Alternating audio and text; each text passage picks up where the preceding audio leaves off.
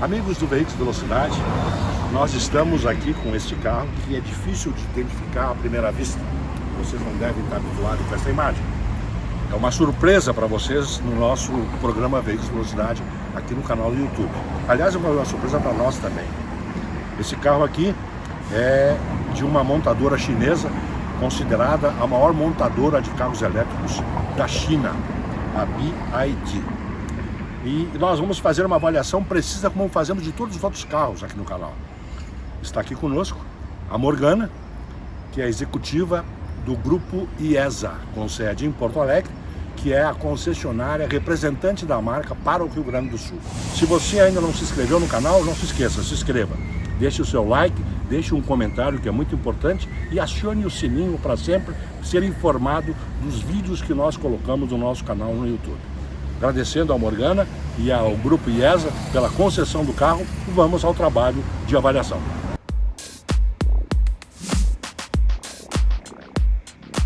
A BYD conseguiu reunir um design com linhas típicas de um SUV europeu e casou com alguns traços da marca lá na China.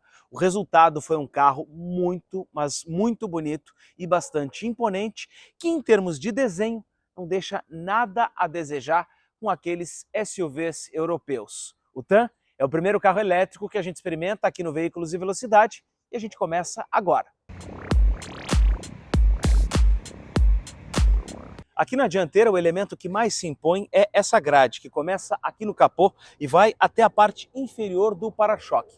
Outro elemento que chama bastante atenção é o farol, porque ele é um conjunto único, mas completamente em LED, com 3 blocos. E aqui eu tenho o DRL, que também serve como o pisca. Então ele alterna entre a luz diurna e a luz de seta. E é uma luz de seta dinâmica, porque se eu acionar ela agora, a gente pode ver que ela começa lá de dentro do farol e vem para a parte externa. A frente desse carro ficou muito imponente e também a gente não tem uma sensação de que ele vai pegar numa rampa de garagem, porque o TAN tem uma altura do solo muito interessante, praticamente 1,5 palmos de altura aqui na frente. É um SUV alto e a gente vai ver depois dirigindo. Na lateral a gente tem um estilo realmente inspirado em carros europeus, com o teto em caimento e a linha aqui central dos vidros em ascensão. Ficou um conjunto bastante bonito e principalmente porque está casado com essas rodas pretas de aro 22, um verdadeiro rodão que a gente tem nesse SUV. E a gente ainda percebe que ele é alto do chão. Esse estilo se repete também aqui na parte traseira, que tem um conjunto de lanternas que atravessa o TAN de uma ponta a outra. O resto, olha só, ele é um elemento limpo, é um visual mais clean. A gente percebe esse tipo de identidade visual no carro. Ele é um carro com linhas mais fluídas, linhas mais retas. E também a gente percebe uma evolução no conceito de design das marcas chinesas, que estão fazendo carros com menos junção de vários estilos e com linhas próprias, com uma identidade visual bem mais interessante. Ainda aqui na traseira, a gente tem ali a antena de teto do tipo tubarão, esse aerofólio bem grande e a abertura do porta-malas com um chute exatamente nesse ponto em que a gente tem ali do centro da placa.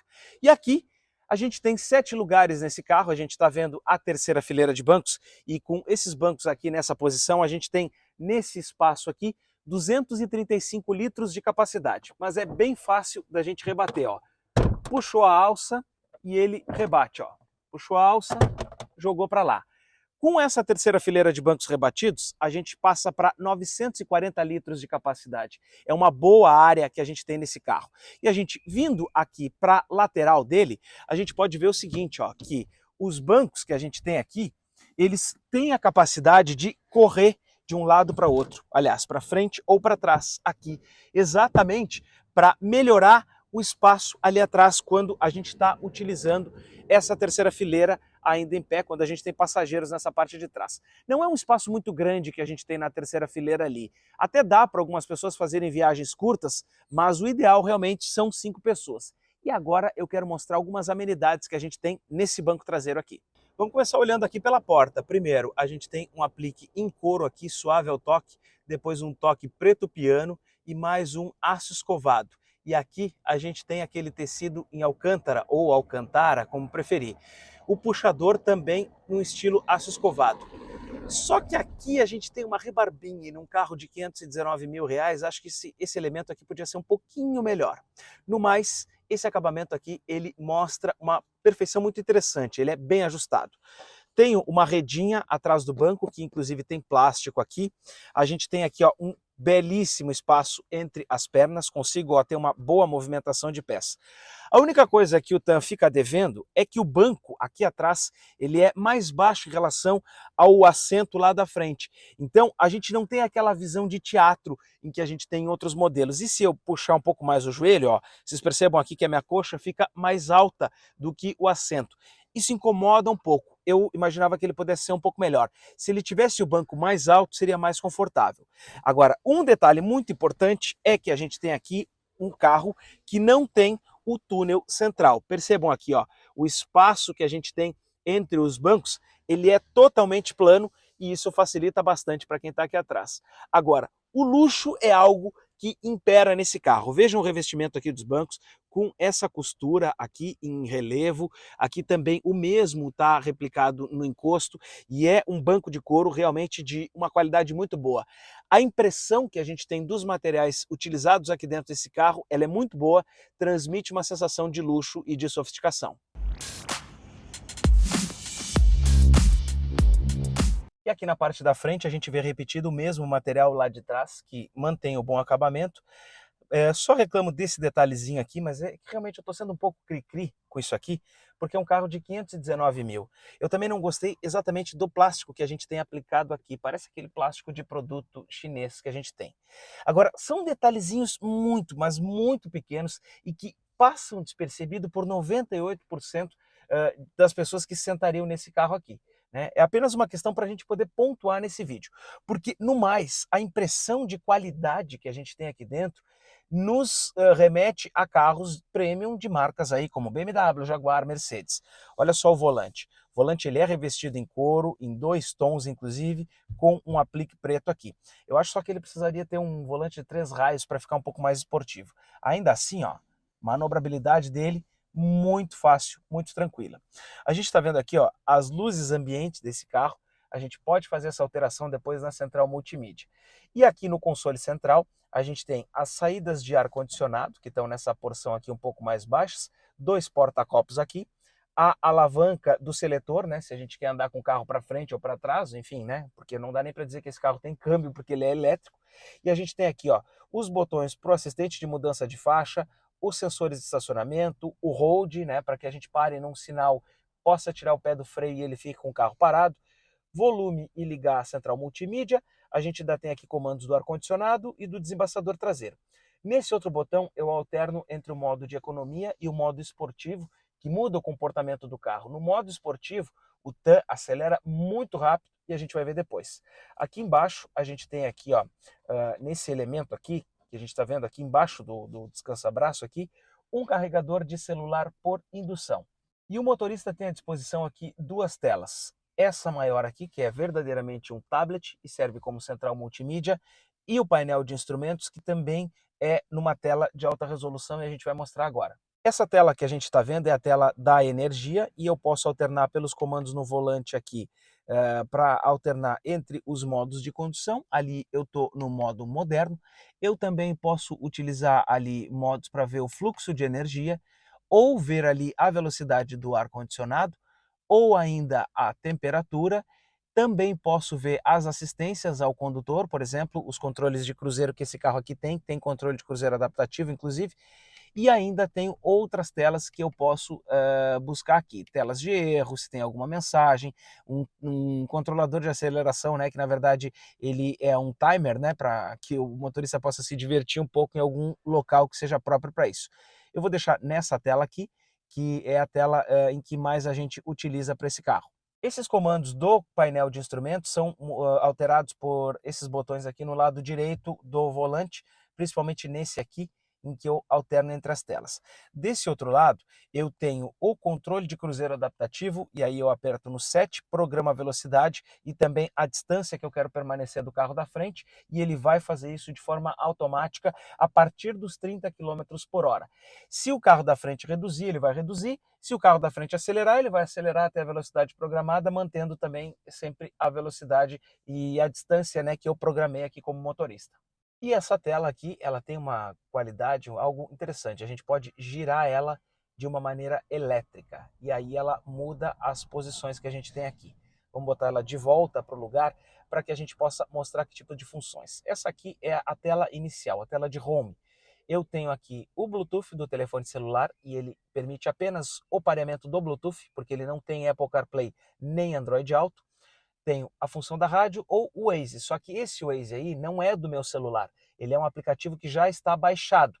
Quando eu faço, né, quando eu disponibilizo a internet para cá, para essa central, por exemplo, roteando a internet do meu celular, eu posso baixar aplicativos aqui nesse tablet.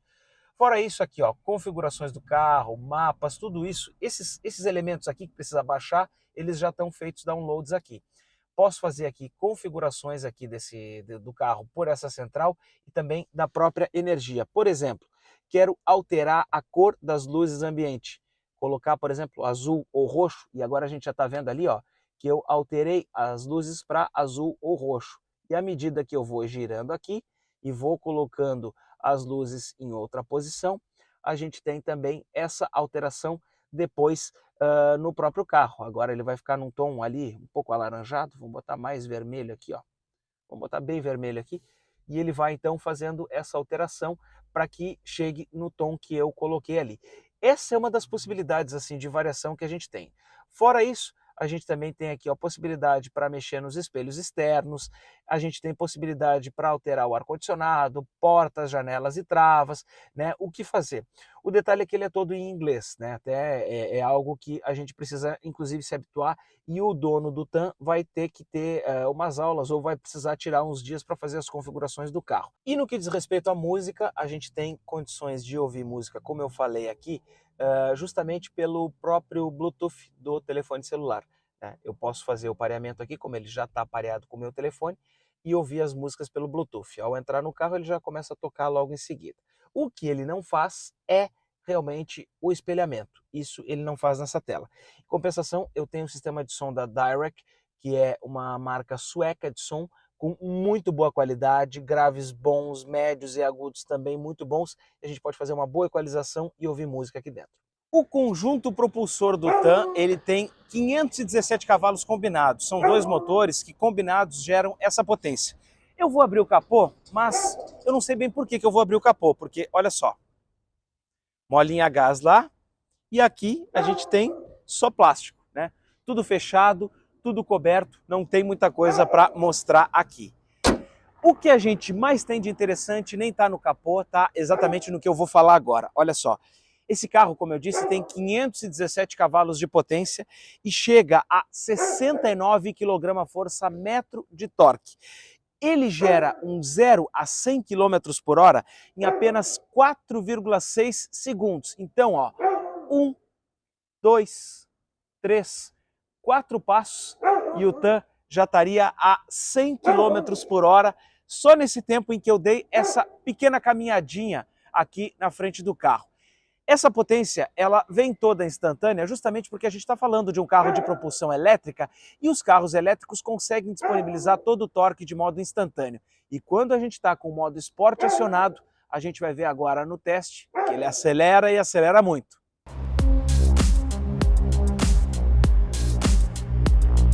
Teste de rodagem com o TAM, eu acabei de dar a partida nele dentro da garagem e primeira coisa, né, ó, não se faz nenhum barulho, então não acordo nenhum vizinho em casa. Agora, para manobrar esse carro aqui em espaços menores, a gente precisa ter um certo cuidado, porque ele não vira tanto para um lado ou para outro. Então a gente precisa de um pouco de espaço. Em compensação, silêncio é uma coisa que impera aqui dentro desse carro, e a gente vai ver isso agora quando a gente estiver rodando na rua. E ainda aqui dentro do carro a gente tem a função Hold, por exemplo. Eu estou em uma descida, eu posso tirar o pé do freio com o carro na descida que ele não anda. Apenas quando eu dou um toque no acelerador, o carro volta a andar. A gente começa agora o teste por ruas de paralelepípedo, né? Ruas aqui de pedra. Vamos dar uma aceleradinha.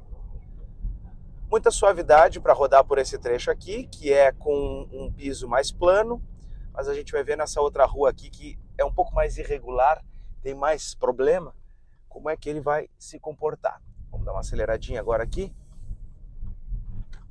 Olha só. O que a gente percebe é que ele talvez passe um pouco da imperfeição para cá para dentro. Mas não é nada diferente do que a gente já conhece, não é nada diferente, né, de algum carro, né, normal, padrão, que a gente já tenha visto. Ó.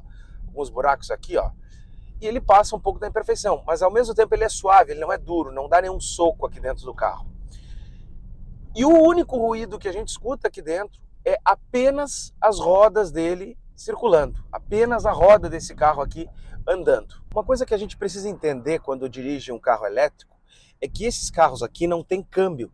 Eles têm uma alavanca para alternar entre as posições. Se eu quero andar para frente, se eu quero andar para trás, se eu quero deixar o câmbio no neutro ou na posição de parada. É como se fosse um câmbio automático, né? O funcionamento dele de operação é como se fosse um câmbio automático, mas ele não é um câmbio. Então, essa é uma observação que a gente precisa ter em mente. Agora, rodando aqui dentro da cidade, olha só, virando esquina e andando para um lado ou para outro, o comportamento é de um carro normal, de um carro com motor a combustão, né? Um comportamento padrão de um SUV.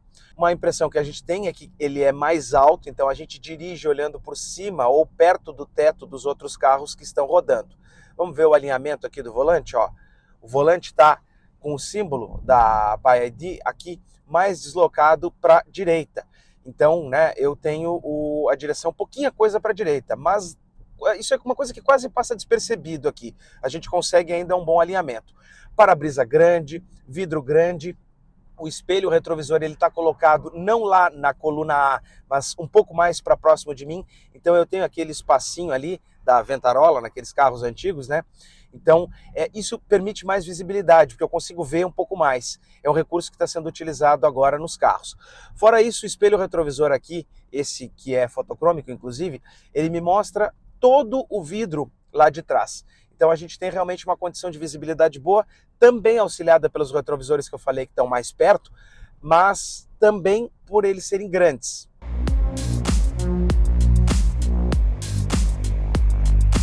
Rodando no asfalto, a impressão que a gente tem também é de uma suavidade bem, né, muito característica desse modelo aqui. Continuamos sem ouvir absolutamente nada, só porque eu estou com o teto solar aberto ali, eu escuto um pouco do barulho da rua, porque senão o isolamento acústico era perfeito, não teria nenhum problema. Agora a gente vai subir um aclive aqui, e eu vou inclusive aproveitar para a gente poder experimentar um pouco da potência que esse carro aqui tem, que a gente já comentou aqui no vídeo.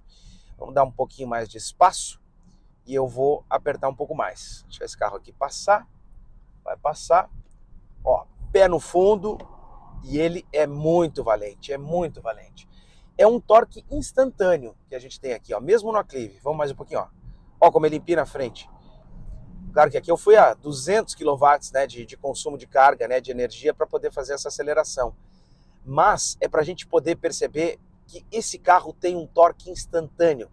E a gente vai ver depois, quando estiver rodando em estrada, o quanto ele tem uma capacidade de acelerar muito rápido. E a gente tem que cuidar, porque como não tem o barulho do carro aqui, a gente só sente o soco aqui dentro para o motorista. Entre as tantas assistências que esse carro aqui tem, está o controle de cruzeiro adaptativo e o assistente de manutenção do carro em faixa. Nesse período em que eu estou aqui da rua, a gente tem as faixas definidas. Então eu aciono por aqui o controle de cruzeiro, programo aqui, ó, vou programar para 55 km por hora. Ou 60, no limite da via. E além disso, ele já começa a fazer o meu monitoramento das faixas aqui. Então, ó, no momento em que eu tiro as mãos do volante, ele vai mantendo o carro sempre dentro da trajetória. E ele consegue fazer isso muito bem, até quando a faixa não está tão bem pintada, ainda assim ele lê, coisa que outros carros a gente já viu que ele não lê.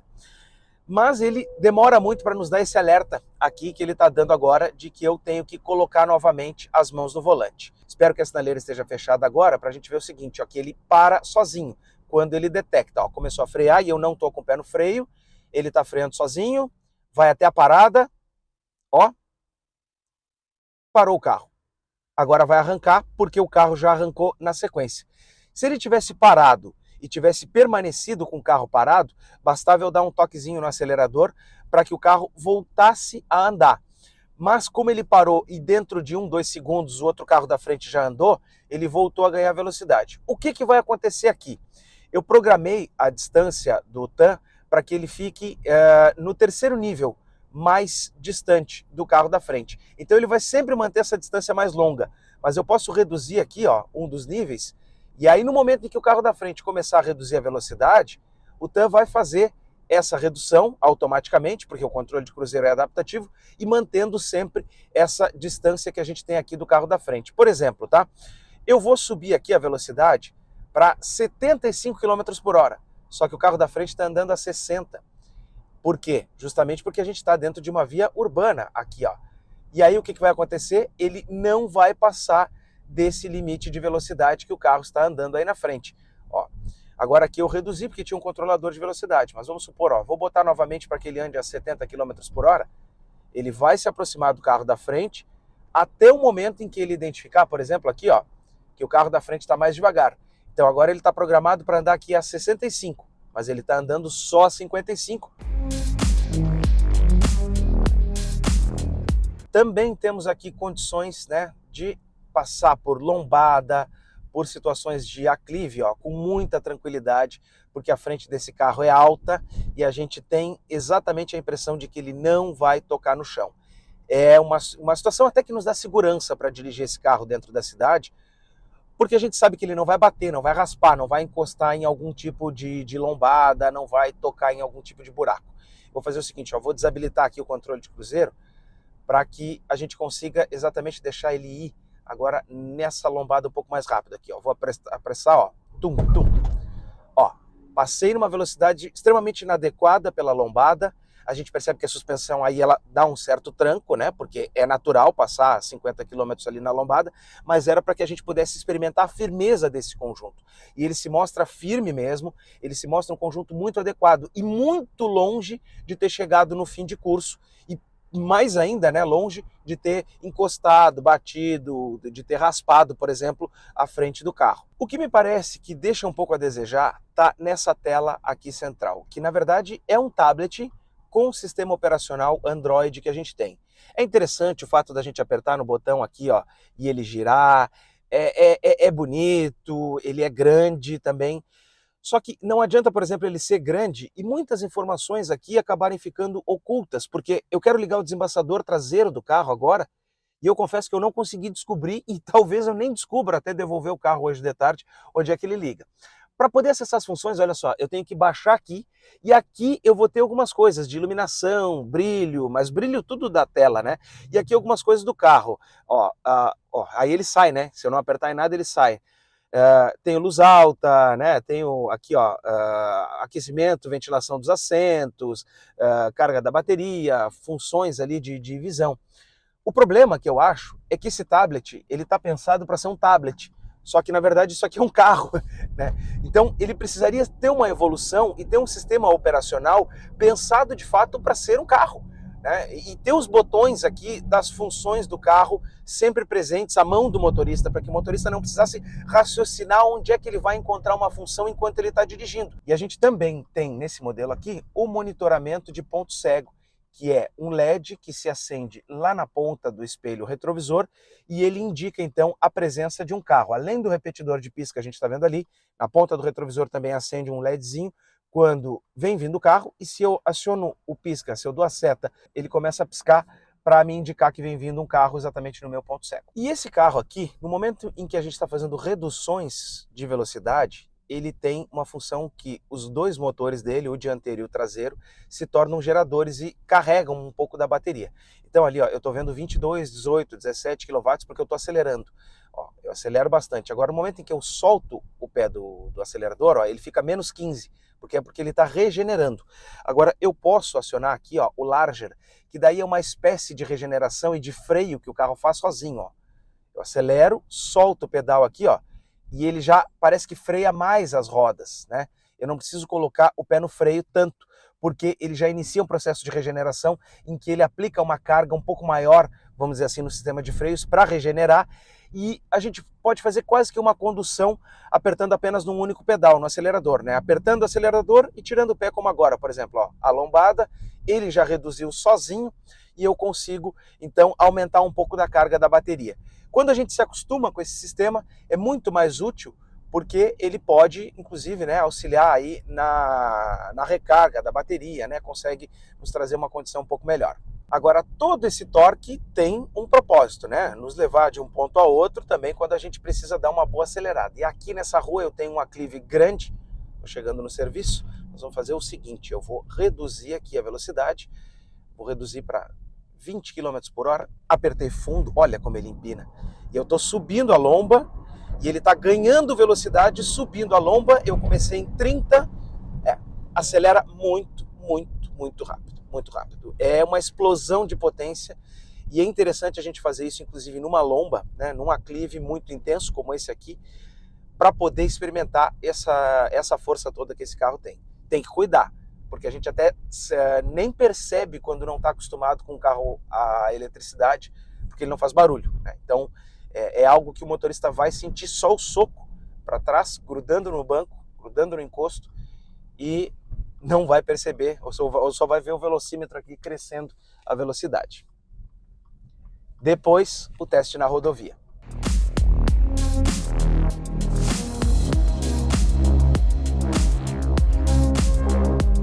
Aqui na estrada, o que a gente tem é um controle de cruzeiro, então, adaptativo, que eu posso acionar aqui por esse botão no volante, e eu programo a velocidade, e eu posso botar aqui para o limite da via, vou andar aqui a 100 km por hora.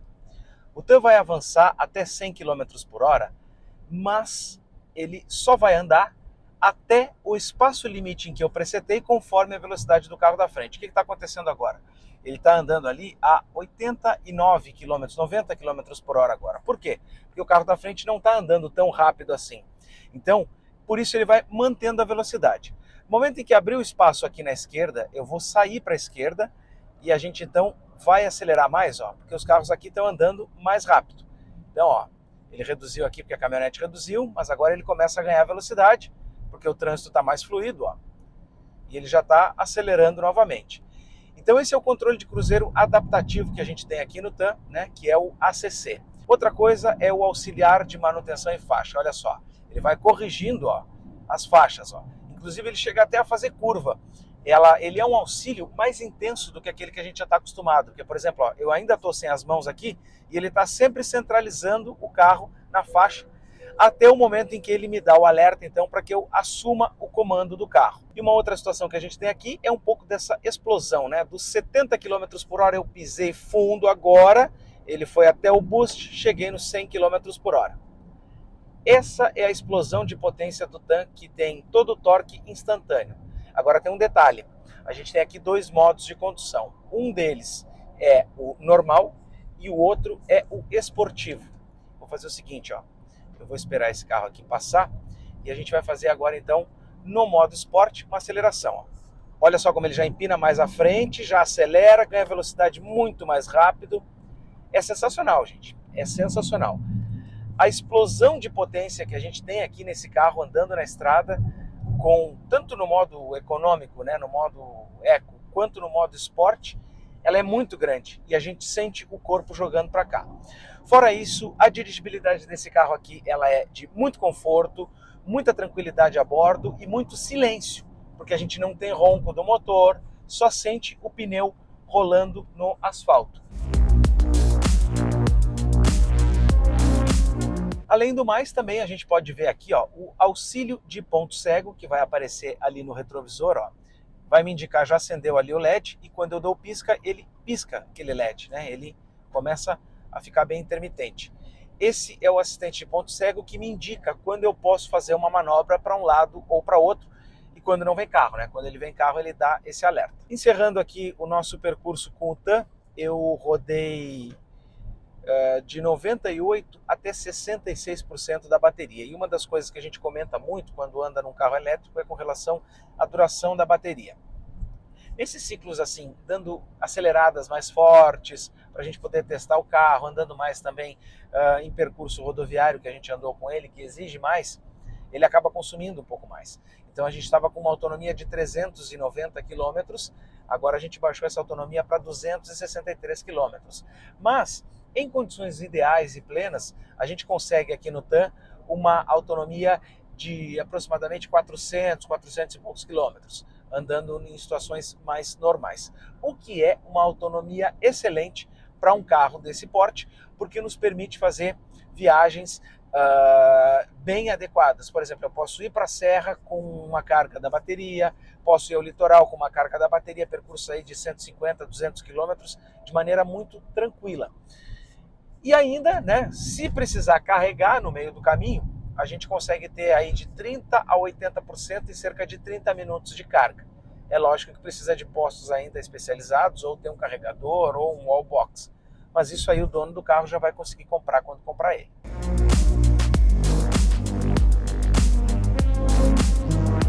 Por óbvio que faltou muita coisa para a gente poder conversar nesse vídeo aqui do BYD TAM. É claro que a gente ficou com esse carro aqui só de um dia para o outro, nessa gentileza do Grupo IESA, o grupo de concessionárias aqui em Porto Alegre, que vai estar representando também a marca BYD. BYD que vai acabar se tornando BYD, né? Obviamente, então, como eu disse, faltou alguma coisa, a gente conseguiu fazer apenas um apanhado nesse pouco tempo que a gente ficou com o carro. Mas já deu para ter uma ideia de como é andar num carro elétrico, como é andar num SUV dessa marca chinesa que está chegando aqui no Brasil. Vão ter outros, com certeza, e a gente espera que a marca, inclusive, adote uma frota de teste para que a gente possa permanecer mais tempo com o carro e fazer uma avaliação mais detalhada. Se tu gostou desse vídeo, não te esquece, te inscreve aqui no canal do Veículos e Velocidade, também ativa o sininho, porque toda semana tem vídeo novo com notícias e os nossos testes. Ah, e o que eu achei do TAM? Bom, tirando essa parte da mídia aqui, que ela deixa um pouco a desejar, precisa ser pensada como um automóvel e não como um tablet, o carro é excelente. Ele tem um bom comportamento dinâmico, ele possui capacidade off-road, porque ele tem tração 4x4, já que tem um motor na frente e um outro motor atrás, e também mostra o quanto as marcas chinesas evoluíram em termos de tecnologia. Ficamos por aqui. Tchau e até a próxima.